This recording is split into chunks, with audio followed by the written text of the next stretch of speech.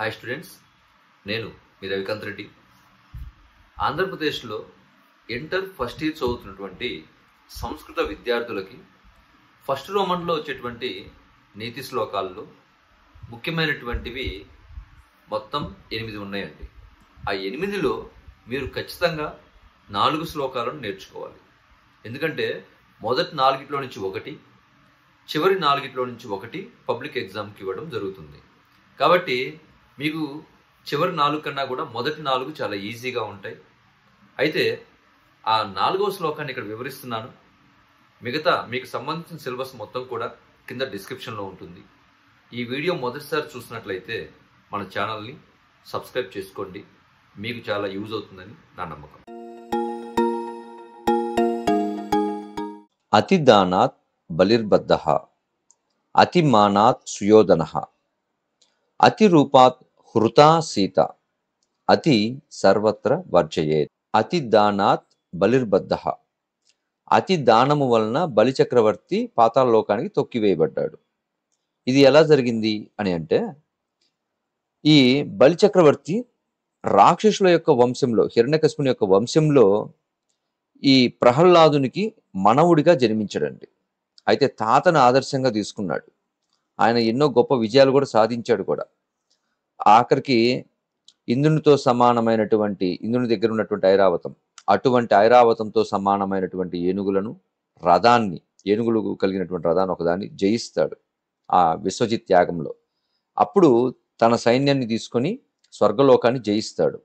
అప్పుడు దేవతలందరూ కూడా స్వర్గలోకాన్ని వదిలిపెట్టి పారిపోతున్నప్పుడు అక్కడ దేవతలందరికీ తల్లి అయినటువంటి ఆమె అదితి, ఆమె శ్రీ మహావిష్ణువు ప్రాధేయపడి, ఇప్పుడు శ్రీ మహావిష్ణువు ఆమె కడుపున జన్మిస్తాడు. ఆ తర్వాత ఈ బలి చక్రవర్తి అశ్వమేధ యాగాన్ని చేస్తాడు. అయితే ఆ విషయాన్ని తెలుసుకున్నటువంటి వామనుడు ఈ బలి చక్రవర్తి కోసం ఎదురు చూస్తున్నాడు కదా. కాబట్టి ఆ బలి చక్రవర్తి దగ్గరికి వస్తాడు. ఆ విశ్వజిత్ యాగంలో చేస్తూ ఉన్నటువంటి సమయంలో ఈ వామనుడు వచ్చినప్పుడు, ఈ వామనుడి యొక్క నవ్వు, ఆ చిన్న పిల్లవాడిగా అతని యొక్క ముఖంలో కాంతి, ఇవన్నీ చూసి ఆశ్చర్యపోయి సంతోషపడిన వాడి ఆ బాలుని పిలిపించి, నీకు మణి మాణిక్యాలు వజ్ర వైట్రాలు ఏం కావాలో కోరుకొని అంటాడండి. అప్పుడు ఈ వామనుడు ఏమంటాడంటే, నాకు అవేమీ వద్దు, నేను బ్రాహ్మణుడిని, నాకు 3 అడుగుల స్థలం చాలు అని అంటాడండి. అలా అన్నప్పుడు ఈ 3 అడుగులే కదా, తీసుకో ఇస్తాను అని చెప్పి అంటాడు. అప్పుడు ఆ శుక్రాచార్యులు పక్కన ఉండి, ఈ వచ్చినటువంటి వామనుడు తన దివ్య దృష్టి ద్వారా వచ్చినటువంటిది సామాన్యమైన వాడు కాదని, శ్రీ మహావిష్ణువేనని చెప్పి తెలుసుకొని ఈ బలి చక్రవర్తిని పక్కకు పిలిచి జరిగిన విషయం మొత్తం చెప్తాడు. కానీ నేను మాట ఇచ్చేశాను కదా, కాబట్టి తప్పకుండా ఇవ్వాల్సిందే అని చెప్పి చెప్తాడు.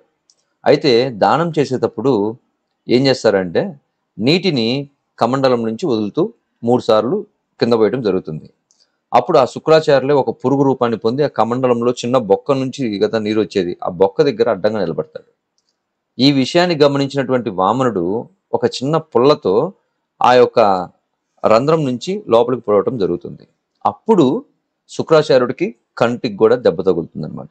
సో ఈ విధంగా ఆ నీటిని విడిచిపెట్టడం చూడండి. ఆ నీళ్లు పడేటప్పుడు ఆకారం పెద్దది అయిపోతుంది, అంటే భారీ ఆకారాన్ని కలుగుతాడు ఆ వామనుడు. అప్పుడు ఈ 3 అడుగుల స్థలాన్ని ఇస్తానన్నావు కదా, మరి మొదటి అడుగు నేల మీద పెట్టాను, 2వ అడుగు ఆకాశంలో పెట్టాను, 3వ అడుగు ఎక్కడ పెట్టాలి అని అడుగుతాడు. బలి చక్రవర్తి తను మాట ఇచ్చాడు కాబట్టి ఇంకా ఏం చేయాలో తెలియక ఆ 3వ అడుగు తన తల మీద పెట్టమని అంటాడు.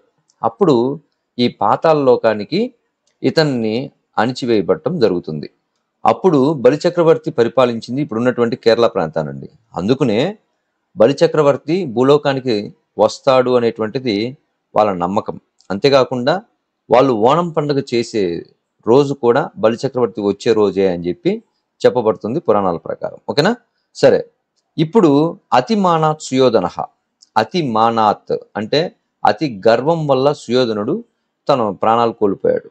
ఎట్లా మీరు గమనించండి.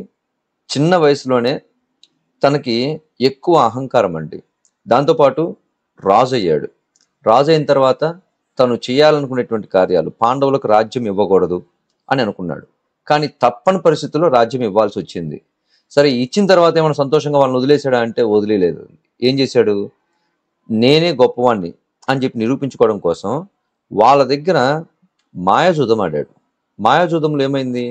శకుని చెప్పినట్టుగా ఆ పాచికలు పడటం వల్ల కౌరవులైనటువంటి దుర్యోధనుడికి ఆ రాజ్యం మొత్తం కూడా తీసుకునే అవకాశం వచ్చింది. రెండవది, ఈ ద్రౌపది దేవిని పాండవులు ఓడిపోయినప్పుడు జూదంలో ఆమెకు వస్త్రాపహరణం చేయడం జరిగింది. అయితే ఆమెని అందరూ చూస్తూ ఉండగానే తను కావాలనే ఆ విధమైనటువంటి కార్యం చేయించాల్సి వచ్చింది. ఇక మూడవది, కౌరవులు పాండవుల్ని ఎలాగైనా చంపాలనుకుంటారు. అప్పటికి ఒకసారి లక్క ఇంట్లో వాళ్ళని తగలబెట్టాలని ప్రయత్నం చేస్తారు. అనుకోని కారణాల వల్ల, విదురుని యొక్క తెలివితేటల వల్ల పాండవులందరూ కూడా బ్రతికి బట్టగట్టారు. అయితే ఇప్పుడు వాళ్ళు అరణ్యవాసం చేస్తూ ఉన్నటువంటి సమయంలో కానీ, అజ్ఞాతవాసంలో ఉన్నప్పుడు కానీ వాళ్ళు ఎక్కడ దొరుకుతారా, వాళ్ళని ఎక్కడ చంపాలా అని చెప్పి ప్రయత్నాలు చేసినటువంటి వాళ్ళు ఈ కౌరవులు. అందుకనే వాళ్ళ అరణ్యవాసం, అజ్ఞాతవాసం రెండు అయిపోయిన తర్వాత ఈ పాండవులందరూ కూడా శ్రీకృష్ణుని మాటను అనుసరించి వాళ్ళ రాజ్యం వాళ్ళకి ఇవ్వమని చెప్పి అడగటానికి శ్రీకృష్ణుని రాయబారిగా పంపిస్తారు. చూడండి, శ్రీకృష్ణుడు ఎంత గొప్ప శక్తి సామర్థ్యాలు కలిగిన వాడు దుర్యోధనుడికి కూడా తెలుసు. కానీ ఏం చేశాడు? అదే శ్రీకృష్ణుణ్ణి బంధించి తను ఇబ్బంది పెట్టాలని ప్రయత్నం చేశాడు. చివరిగా ఏమైంది? కురుక్షేత్ర యుద్ధంలో ఈ కౌరవులందరూ మరణించడం జరిగింది. నెక్స్ట్, అతి రూపాత్ హృతా సీత.